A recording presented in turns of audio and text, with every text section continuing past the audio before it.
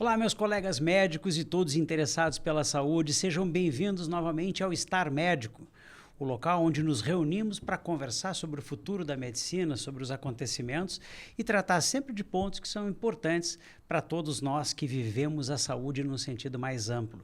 E hoje eu tenho a felicidade de estar aqui com minhas colegas obstetras, ginecologistas também, mas a obstetrícia sempre se transformou numa área que a política acabou sendo mais importante e que nos uniu em vários momentos de luta, às vezes de um certo susto, mas sempre de muita determinação. Então sejam muito bem-vindas, doutora Débora, doutora Alessandra, nossas colegas obstetras. Tive o prazer de trabalhar muito com ambas. E eu quero saber o que as levou, em primeiro lugar, a escolher essa especialidade, que é uma especialidade clássica por ser horas de tédio permeadas por momentos de pânico. E aí, o que levou vocês a escolherem a nossa especialidade? Oi. Eu acho que eu escolhi a obstetrícia porque, a verdade, justamente, é uma especialidade onde tu pode unir tanto a parte clínica, no cuidado da paciente, como a parte cirúrgica, a parte de assistência mais imediata. E nada é mais feliz do que tu ver um neném nascer, né? E entregar para uma mãe, para uma família. Eu acho que não tem especialidade mais bonita na medicina. Corroborando as palavras da Débora, muito obrigada pelo convite, em primeiro lugar. Eu sempre gostei muito de cirurgia e aí é uma especialidade que, como a Débora disse, ali a cirurgia, a clínica, e eu gostava sempre muito de atender mulheres e sempre gostei muito dessa coisa de emergência, né? Desse estresse da emergência, de não ter o tédio, como tu dissesse. Então, eu busquei a especialidade porque aliava todas as coisas que eu gostava. E como disse a Débora, é muito gratificante a gente fazer uma família feliz, entregar um bebê bem, saudável, nos braços de uma família. Isso é ótimo. Na verdade, o hospital ele deveria ser do nascimento à terminalidade, né? Porque assim deveria ser. Mas a gente tem visto um processo dentro da nossa área especificamente que tem sido uma progressiva redução do número de leitos da obstetrícia em vários hospitais. Como é que vocês enxergam isso como profissionais e como é que vocês enxergam isso também como mulheres? Porque, afinal de contas, nós estamos fechando a porta do atendimento das mulheres. Como é que vocês sentem o futuro da nossa especialidade no nosso estado e no país? Eu acredito que uma especialidade como a nossa, que quanto mais a gente trabalha, eu sempre comento até com os pacientes, quanto mais eu trabalho, quanto mais assistência eu dou, quanto mais plantão eu faço, quanto mais um parto do consultório particular eu faço, mais eu respeito aquele momento. As pessoas meio que banalizaram, achando que não é necessário a qualidade da assistência. E aí, a partir do momento que tu fecha leito obstétrico, tu fecha leito neonatal, tu tá diminuindo essa qualidade. Então, eu enxergo com muito zelo, assim, com muito angústia em ver o que pode vir a ser o futuro. E a gente, no dia a dia, acaba encarando situações de realmente falta de leito, né? Ou de superlotação do plantão, onde a gente não pode dar conta, ou dar conta, mas não dando aquela atenção que a gente deveria dar por não ter espaço, por não ter tempo, por não ter condição mesmo. Eu vivo isso diariamente, tu sabe, né, Marcelo? Eu faço plantão no Hospital do SUS. A gente vê, assim, desde que me formei na residência, me formei em 2009, a gente, em Porto Alegre, viu o fechamento de muitos leitos, né? Serviço do Ernesto, da PUC, agora do Mãe de Deus. Grande Porto Alegre, com fechamento de serviços, o interior com muita redução de leitos, né? E a gente vê que essa superlotação sobrecarrega toda uma equipe e acaba trazendo insegurança para a paciente também, né? Além do trabalho que está acumulado, essa desassistência, essa falta de leito, de suporte, porque não é só leito obstétrico que tem fechado, é principalmente de UTI neonatal. Então, a gente vê cada vez mais assim, o interior com menos leitos sobrecarregando Porto Alegre com menos leitos de UTI neonatal, deixando essa insegurança para todo mundo. E isso está refletindo no SUS há muitos anos e agora começou a refletir no privado também. Esse é um assunto muito importante para nós obstetras, né? Porque nós assistimos desde 2018 um processo feito pelo governo no sentido mais amplo, não vou pessoalizar aqui, mas de um fechamento especialmente de hospitais de pequeno porte que atendiam o Sistema Único de Saúde e foram fechadas aí mais ou menos 35% dos leitos de obstetrícia. Não é exótico fechar justamente aquilo que 100% das cidades vão ter necessidade? Existe alguma cidade que não precise de obstetrícia ou que não tenha crianças nascendo ou que não tenha mulheres grávidas? Quer dizer, como é que vocês enxergam o porquê que vocês acham que os governos, no sentido mais amplo, acabam colocando a obstetrícia como uma questão secundária em termos de investimento e daqui a pouquinho nós vamos chegar no setor privado também? Investimento porque também gera pouco lucro, né? Então, e a gente sabe que assim tem um custo elevado, né? Porque, por exemplo, se tu tiver um bebê internado numa UTI neonatal, isso vai gerar um custo, principalmente falando em sistema único de saúde. E aí, como a gente não tem uma política séria, infelizmente, no nosso país, em termos de SUS, a gente tem uma ambulância terapia, né? É muito mais fácil e mais barato tu fechar um hospital de pequeno porte no interior e mandar essas pacientes ganharem numa grande cidade, né? Ter uma referência. Isso é o pensamento imediatista que muito governante tem, que a gente sabe, que não pensa a longo prazo, como é que vai administrar a saúde, e também pensando sempre no menor custo. Aí tem uma questão interessante. O custo da obstetrícia ele é um pouco mais amplo, no meu entender. Eu acho que quem está nos assistindo deve saber do que nós estamos tratando. Primeiro que as tabelas da obstetrícia, no sentido mais amplo, sejam elas de convênio, sejam elas do Sistema Único de Saúde, não são tabelas que justifiquem muitas vezes a abertura desses leitos. Em segundo lugar, nós temos um problema. A nossa especialidade sempre foi a especialidade mais judicializada. Ela sempre foi mundialmente e no Brasil ela responde por algo em torno de 30% a 40% dos processos médicos. Portanto, ela é uma especialidade que traz um peso para o hospital que decide mantê-la. Qual o impacto que vocês acham que causa isto, ou seja, a intervenção do judiciário no sentido mais amplo, mas daquele advogado de porta do hospital no sentido mais restrito, na execução da nossa profissão? Será que não é mais difícil fazer obstetrícia hoje em dia do que num período onde a gente tinha uma judicialização menor? Eu acho que com certeza. Principalmente a gente que trabalha ali colocando a cara a tapa, estando nos plantões ou estando na maternidade, a gente consegue enxergar que muitas vezes nem a paciente e principalmente o advogado tem a plena noção do que aconteceu. E a primeira coisa do que eles fazem, vou processar. Esse processo vai causar um transtorno para o médico obstetra, que vai ter que contratar advogado, para o hospital, né, que está prestando assistência, que também vai ter que se defender. Muitas vezes a gente vê que os processos, no decorrer do tempo, eles acabam sendo absolvição do hospital e do obstetra, porque a gente segue os passos. Mas a gente entende também a angústia que é para uma família que chega no hospital, né? Tu chega pai e mãe para ganhar um nenê, tem a avó, o vô, o tio, a tia, tá todo mundo lá. As coisas nem sempre são daquela maneira extremamente como eles imaginaram, porque sai um pouco do controle. Normalmente o final é feliz, mas não daquela maneira. Às vezes acontece alguma intercorrência. E aí que mora o perigo. Quanto menos leitos, mais tumultuado está, mais difícil essa comunicação. Então, e acaba tendo uma judicialização. E com isso, pensando no privado, eu entendo. Eu não ia querer abrir um hospital com maternidade, sabendo que provavelmente eu vou ter que responder por falta de informação. E essa informação, eu acho que começa lá no pré-natal. Uhum. Que às vezes, quando a gente tem pacientes particulares, eu acho que é muito mais difícil tu ter um processo, um problema assim, porque tu tem um vínculo, a paciente entende que tu quer o melhor dela, e tu quer melhor em todas as circunstâncias no plantão também. Só que tu não tem esse vínculo. E às vezes tu não tem tempo de fazer esse vínculo. E as coisas são muito rápidas. Então, eu entendo a parte do hospital, mas também entendo que a gente precisa ter maternidade, que é a maternidade, e as pacientes estão pedindo por maternidade. A gente trabalha e vê, né?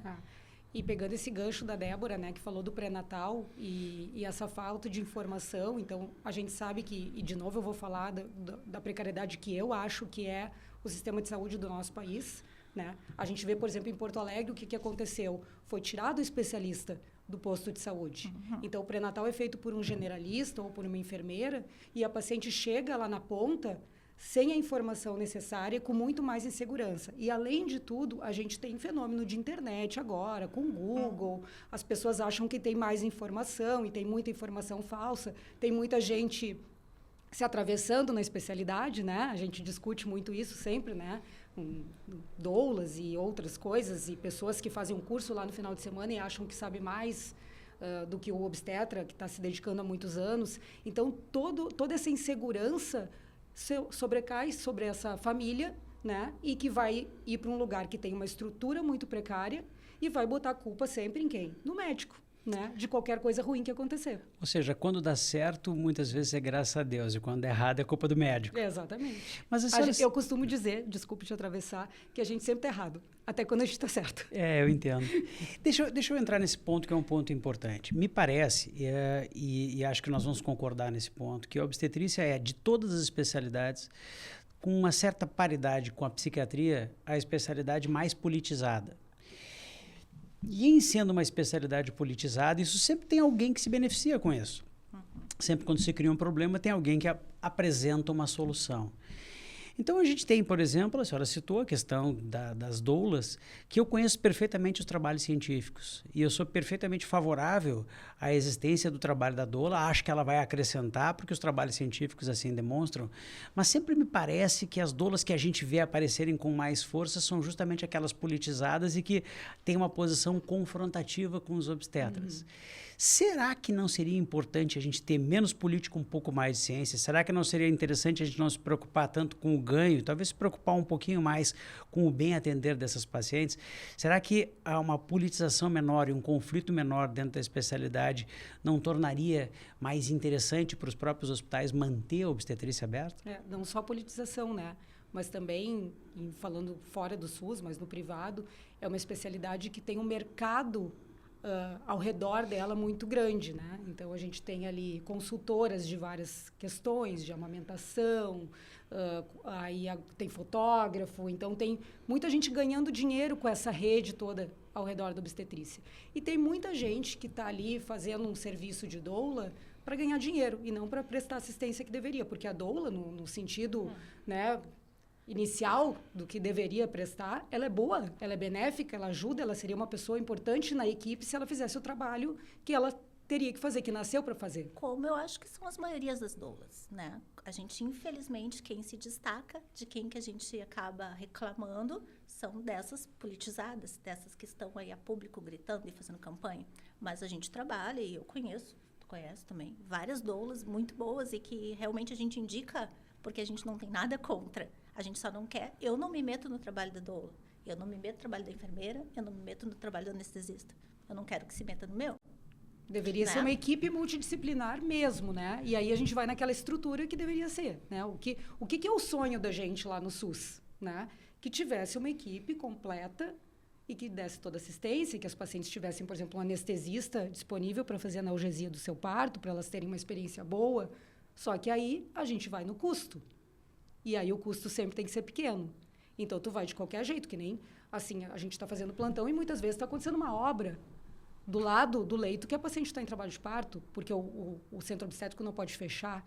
Então, assim, falta, eu acho, que o governante pensar, a gente fala tanto em humanização, e em ver esse lado humano também da paciente, daquelas mulheres que não têm a condição de pagar o seu plano de saúde e que vão acabar indo ali e ganhando seu nenê da pior maneira possível. E muitas vezes isso, a gente que é o culpado das coisas erradas que acontecem. Eu nem sei, assim, eu acho que agora, claro, tu entrou bem nesse... Mas a maior parte das pacientes, mesmo no serviço público, mesmo no hospital público, eu já trabalhei em vários hospitais públicos nos últimos tempos, mais no Presidente Vargas, mas a maioria sai muito satisfeita.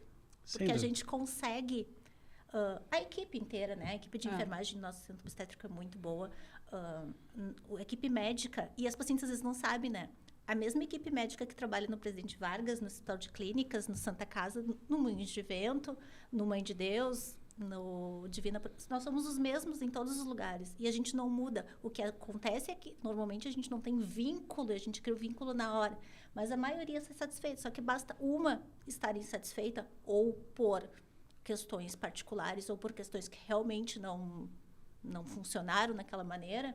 E a gente acaba, infelizmente, isso vai para a imprensa, isso vai generalizar, isso faz que, hoje em dia, se tu conversar com vários obstetras mais antigos que eu, da minha época, muita gente boa, que sabe muito, que eu queria que fizesse os partos das minhas filhas. estão largando a obstetrícia. E aí vem uma questão interessante. Eu sempre digo, eu tenho aula sobre isso e eu digo assim, a obstetrícia é a das especialidades médicas a mais abandonada. E ela não é abandonada pelos piores profissionais, ela é abandonada muitas vezes pelos melhores. Justamente porque eles enfrentam todo esse processo. E se criou uma coisa na obstetrícia que para mim é meio chocante, que é o termo violência obstétrica. Eu vou perguntar para as doutoras se vocês conhecem alguém que faça violência, que é alguém que saia de casa e diga assim, olha, eu vou hoje cometer uma violência contra uma mulher. Como é que surgiu isso? Do que nós estamos tratando? Tu está falando da política, né? Porque esse termo surgiu quando começaram a politizar a obstetrícia. E aí tem muita gente que quer ganhar politicamente usando esses termos, que a gente luta tanto para acabar com ele. Essa palavra violência, ela tinha que ser banida, porque eu acho que é uma coisa contra a saúde, né? Violento é o assaltante, né? O médico, o enfermeiro, o técnico de enfermagem, são pessoas que, quando decidiram fazer aquela formação, eles queriam ajudar, eles queriam cuidar. Então, eles não podem ser violentos.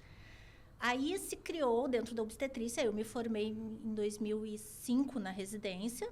Nós tínhamos algumas condutas que nós tínhamos na época como elegíveis. Nós tínhamos, não, os trabalhos mostravam e eram as melhores condutas, que com o passar desse tempo, passou tantos anos, se viu, de repente isso aqui não precisa ser tanto assim, pode ser um pouco diferente. E a gente foi mudando. E isso é a evolução da medicina. E esses detalhezinhos, essas pessoas políticas aí resolveram chamar de violência, que nós somos violentos, mas nós salvamos vidas. E muitas vezes aqueles detalhezinhos a gente tem que fazer e não são violentos. Eles são para salvar a vida. É interessante isso, porque eu sempre acho que quando tu crias um problema, talvez por trás tenha escondido a ideia de tu ofereceres a solução. E, portanto, nesse aspecto, quando eu criminalizo, entre aspas, uma especialidade ou um ato, seja qual for, e sendo esse ato um ato médico, um ato cientificamente correto para aquele momento, talvez eu tenha por trás um interesse mais forte. E a gente viu isso na política dentro da obstetrícia de maneira muito clara. E acho que vocês vão se lembrar quando um ex-deputado federal, que tinha saído do BBB, ele criou um projeto de lei que essencialmente criminalizava a obstetrícia. O projeto de lei, para quem não sabe, o deputado João Willis, e graças a Deus não foi para frente, ele simplesmente determinava que qualquer centro obstétrico que fizesse mais do que 15% de cesarianas seria fechado. O que, para quem não sabe, é 100% dos centros obstétricos do Brasil. E, portanto, ele destruía a obstetrícia. E ali surgiu o broto de um grupo de obstetrícia que foi no Facebook, para quem conhece, e que acabou causando, em vários aspectos, o desenvolvimento de uma união da nossa entidade. Vocês se lembram desse momento? Vocês vivenciaram o projeto João Willis? Será que foi o único projeto que atacava a obstetrícia no nosso país? Como é que vocês têm o sentimento em relação a isso? Vivenciei bem. Inclusive, fez parte desse grupo inicialmente. Não. E é esse que é o problema, né? É isso que a gente está falando. As pessoas que têm o desconhecimento, né? Pessoas não médicas que têm o desconhecimento e que querem ganhar politicamente em cima disso e que acabaram a tentativa de criminalizar procedimentos que são, como a Débora disse, que salvam vidas de uma pessoa que não tem o conhecimento médico nenhum. E outra, né? Fere a autonomia da paciente, porque a paciente ela tem o direito de decidir a via de parto dela também. Se ela quer uma cesariana, ela tem esse direito a decidir. Desculpa interromper, mas o Conselho Federal de Medicina fez especificamente uma resolução sobre esse assunto. E a paciente tem sim o direito. Obviamente não pode ferir a autonomia do médico, mas a paciente tem o direito de escolher a via de parto. E isso não tem grandes problemas, desde que a gente conheça a legislação e respeite a autonomia da paciente e do médico. Exatamente. E, infelizmente, a gente não tem ainda estrutura, por exemplo, no SUS, para permitir, né, ou para conseguir fazer o desejo de todas as pacientes, porque a gente, como estava dizendo, não tem estrutura. A maioria dos plantões tem um anestesista, tem lugares que a gente sabe que não tem nenhum anestesista presencial ali, e aí acaba não conseguindo fazer a cesariana a pedido, pelo menos não naquele momento que a paciente gostaria. Então, eu acho que falta essa seriedade para os políticos, né, em talvez fazer um projeto baseado no desejo das pacientes. Eu acho que pode ter uma boa intenção, né, o cerne do projeto, não sei o dele, mas muitos que têm projetos têm uma boa intenção, mas deveriam consultar também as pessoas que têm o conhecimento científico da coisa, né? E aí vem uma pergunta, nós estamos tratando de algo que é literalmente do Sistema Único de Saúde ou nós estamos tratando de algo que acontece no setor privado? Ou seja, há um problema dentro do setor privado para o atendimento à obstetrícia ou isso é só no sistema público? Não. O sistema público, eu acho que ainda tem condição pior do que o privado, mas sempre já aconteceu superlotação no sistema privado, a gente conhece.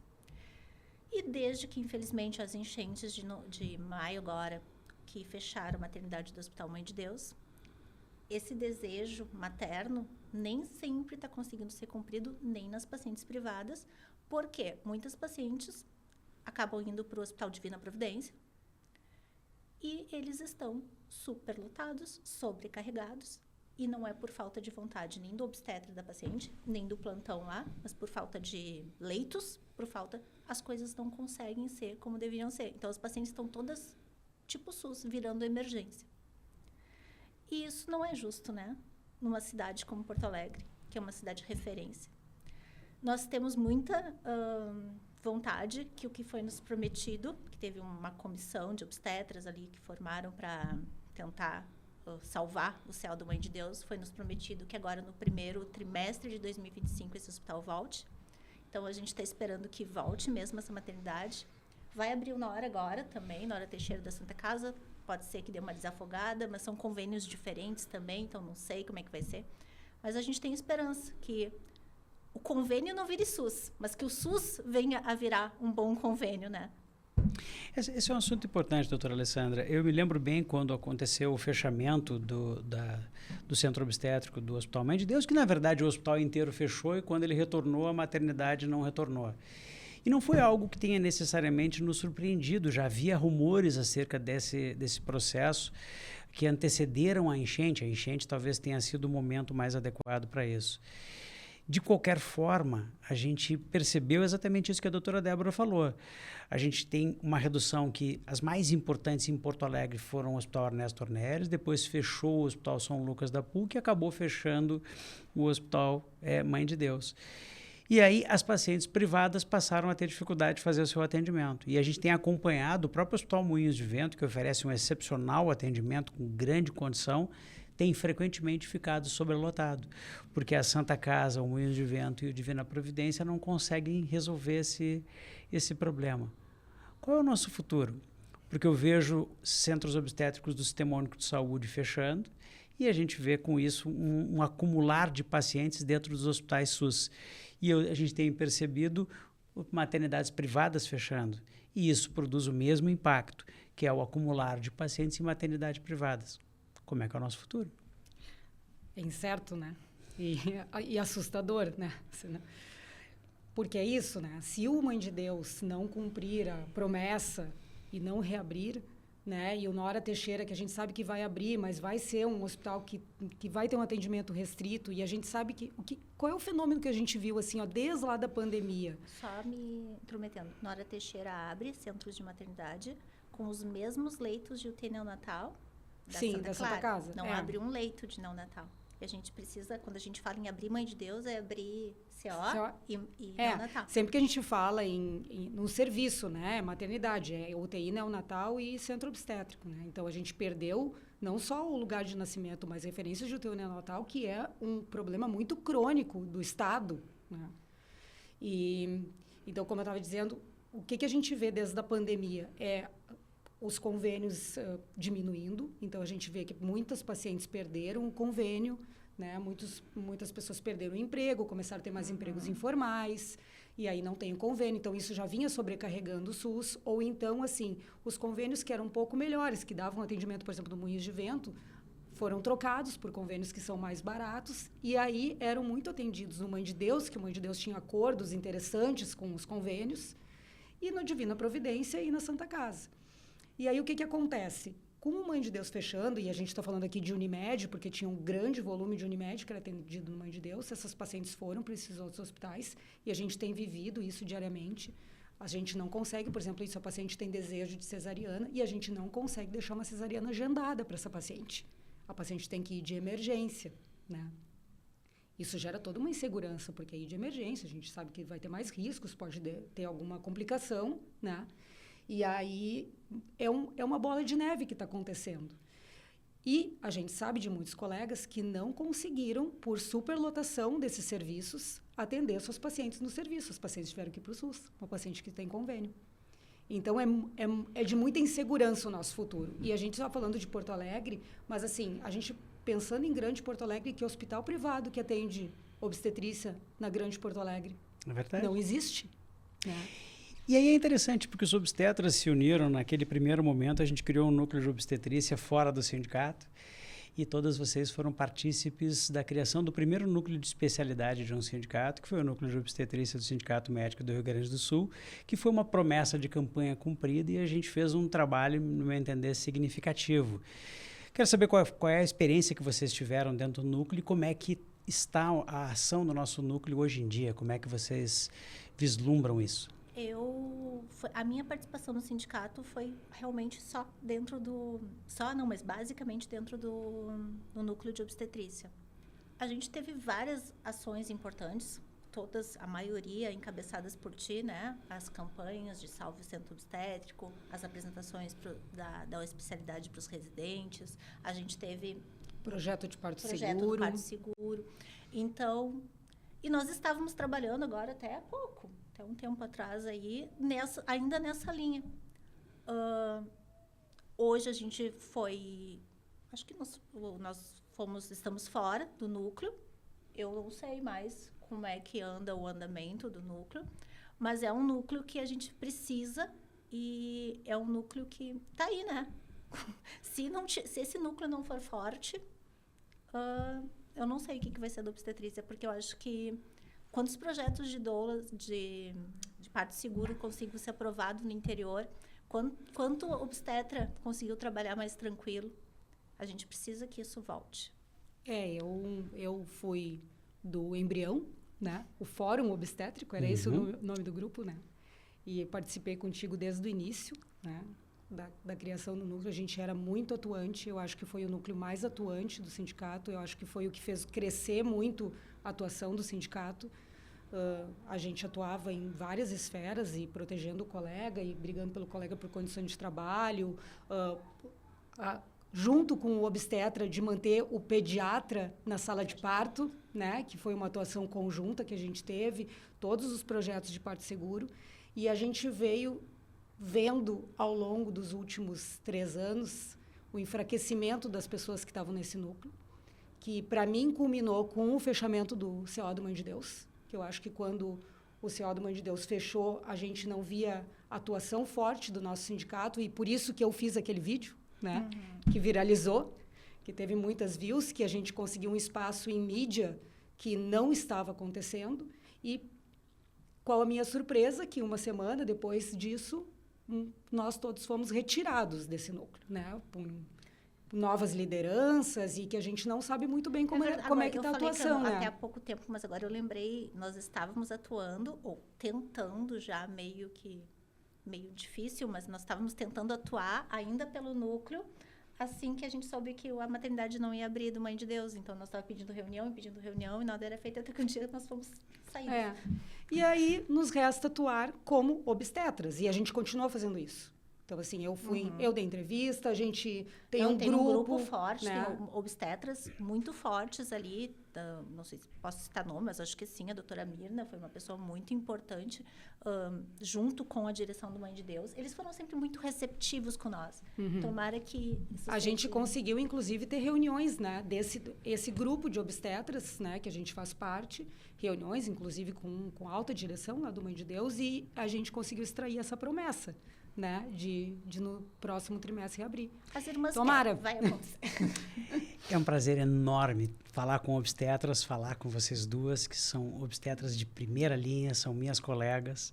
Sempre aprendi muito com vocês e tenho um orgulho de poder dividir hoje a nossa bancada do Star Médico, e tenho certeza vamos continuar lutando juntos pela nossa especialidade. Muito obrigado às duas, doutora Débora, doutora Alessandra. Muito obrigada, Marcelo, pelo convite. Obrigada pelo espaço, esperamos mais conversas. Esse é o nosso Star Médico, que todas as terças-feiras, no YouTube é lançado um novo episódio. Esse tem um toque especial para mim, porque é da minha especialidade, mas aqui a gente vai falar sobre tudo que diz respeito à medicina e aos médicos. Seja bem-vindo, curta e compartilhe. Vamos estar sempre juntos no nosso Estar Médico.